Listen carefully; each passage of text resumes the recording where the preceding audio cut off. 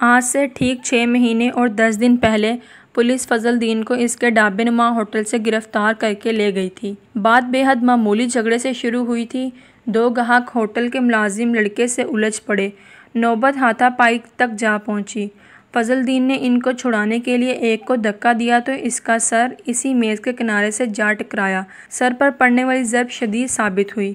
اب وہ ICU میں تھا اور فضل دین جیل میں۔ اتفاق سے متاثرہ شخص کی فضل دین کے بھائیوں سے پہلے سے ہی کچھ چپکلش چلی آ رہی تھی۔ اسی بات کو بنیاد بنا کر اس کے وارثوں نے غیر ارادی فعل کو قاتلانہ حملے میں بدل دیا تھا۔ زبیدہ پر گویا ایک قیامت ٹوٹ پڑی۔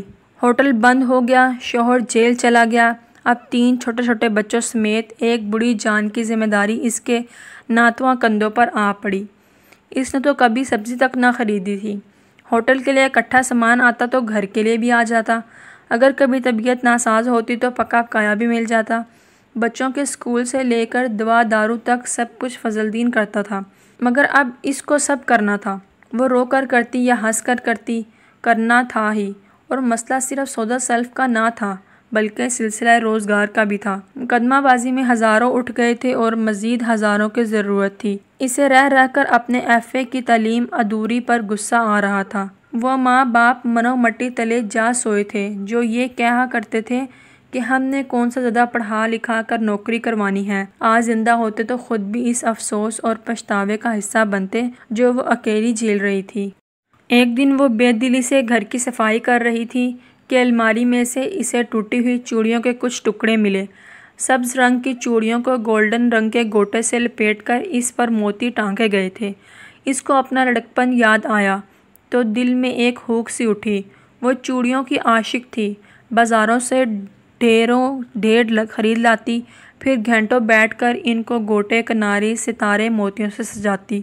خاندان بھر میں اس کے معصوم شوق کی دھوم تھی۔ پھر شادی ہوئی تو گھر کے جھمیلوں میں پڑ کر اپنا فن بھول گئی۔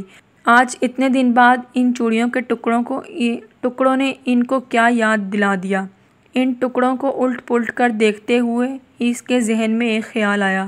ایک دن اس نے اپنی چھوٹی انگلی میں پہنی ہوئی ایک ماشے کی اس واحد انگوٹھی کو بیچا جو نہ جانے کیسے اب تک فروخت ہونے سے رہ گئی تھی۔ ان پیسوں سے وہ چوڑیاں اور ان کو سجانے کے لیے کچھ سامان خرید لائی۔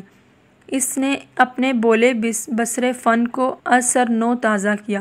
ابتدا میں بہت مشکل ہوئی۔ اس کے ہاتھ اب اس کام کے عادی نہ رہے تھے۔ بار بار چوڑیاں ہاتھوں سے پھسل جاتی، موتی ستارے ٹانگتے ہوئے سوئی سے انگلیوں میں چھید ہو جاتے، مگر اس نے پریکٹس جاری رکھی۔ کچھ دن بعد وہ مہارت سے چوڑیاں سجانے لگی۔ موتی ستارے اور گوٹا کناری کا استعمال نہایت نفاست سے کرتی تو عام چوڑیاں بھی آنکھوں کو حیران کرنے لگی تھی۔ کام کا آغاز اس نے چھوٹے پیمانے سے کیا۔ گڈو اور بیلو کی مدد سے گھر کے باہر چوڑی گھر کا بورڈ آویزاں کر دیا۔ پہل تو آس پاس والوں نے تمسخر سے دیکھا، پھر کچھ لڑکیاں بالیاں شوق میں اندر بھی گھس آئیں۔ چند ایک نے کچھ خریداری بھی کی، پھر آہستہ آہستہ گاہک بڑھنے لگے۔ ابتدا میں منافع کی شرح بے حد قلیل تھی اور بعض اوقات تو نہ ہونے کے برابر ہوتی، الٹا گھر کے کام ادھورے رہ جاتے۔ بچے آپس میں لڑ کر ادموا ہو جاتے۔ بوا کھانے کے لیے چلاتی رہتی۔ کئی دفعہ چوڑی ٹوٹ کر کانچ اس کی انگلی میں چبھ جاتا۔ اس کی انگلیاں درد کرتی مگر وہ لگی رہتی۔ پھر اپنی ایک دیرینہ دوست کے مشورے پر اس نے اسکولوں میں بھی اسٹال لگانا شروع کر دیا۔ یہاں پر استانیاں اسے کچھ بہتر معاوضہ دیتیں۔ پھر مہندی پر اسے چھوٹے چھوٹے آرڈرز بھی ملنے لگے۔ ہر دفعہ ملاقات پر وہ فضل دین کا اور فضل دین اس کا حوصلہ بڑھاتا، مگر کبھی کبھی وہ اس کی درگو حالت دیکھ کر ٹوٹ جاتی۔ مقدمہ مسلسل التوا کا شکار تھا۔ اس شخص کو ہوش آ چکا تھا۔ وکیل بہت پر امید تھا مگر بے یقین کی صورتحال اس کا حوصلہ پست کر دیتی۔ گزرتے وقت کے ساتھ ساتھ کتنے نامناسب رویوں کا سامنا کرنا پڑتا تھا۔ فضل دین کے بھائیوں نے خود کو لاتعلق کر لیا تھا۔ اس کے گھر سے غیر حاضری کو آوارہ گردی قرار دیا تھا۔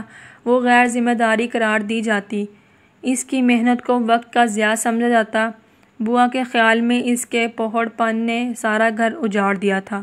جیل میں بھی فضل دین کو اس کے بارے میں مشکوک سی رپورٹ دی جاتی۔ کئی دفعہ تو وہ بھی اس کی طرف عجیب سوالیہ نظروں سے دیکھتا کہ اس کا دل ڈوب جاتا۔ وحشت حد سے بڑھ جاتی مگر فرار ممکن نہ تھا۔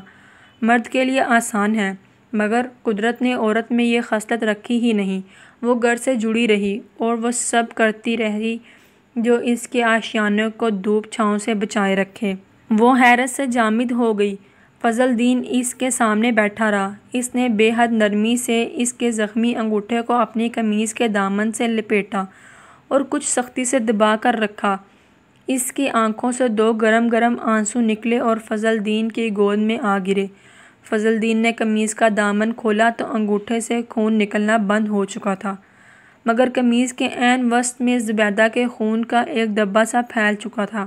وہاں آس پاس اس کے دو آنسو بھی اس کے میلے دامن پر جذب ہو چکے تھے۔ فضل دین نے اس کی آنکھوں کو نرمی سے چھوا اور دھیرے سے گویا ہوا، زبیدہ، تمہارا خون اور آنسو میرے اوپر قرض ہیں۔